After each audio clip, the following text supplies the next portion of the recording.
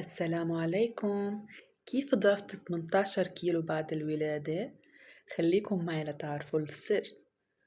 أول شي عندي نص كوب حليب فاتر مع 4 معالق شوفان بنقعن ربع ساعة مع حبتين موز، يكون الموز شوي مستوي، مع نص حبة أفوكا كبيرة، وإذا الحبة الصغيرة فيكن تحطوا حبة كاملة. والسر بيكمل معي هون، دبس الخرنوب. دبس الخرنوب غني عن التعريف صبايا، فرح اكتب لكم انا فوائده تحت الفيديو.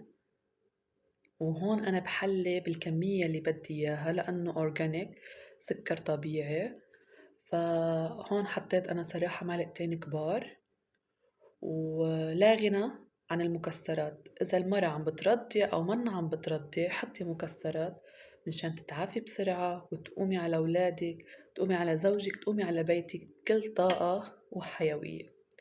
هيدي الوصفة أنا باكلها بعد صيام 12 ساعة، مشبعة مشبعة مشبعة صبايا. ورح كون عم نزلكم فيديو تفصيلي، تابعوني من شان ما تضيعوني. سلام.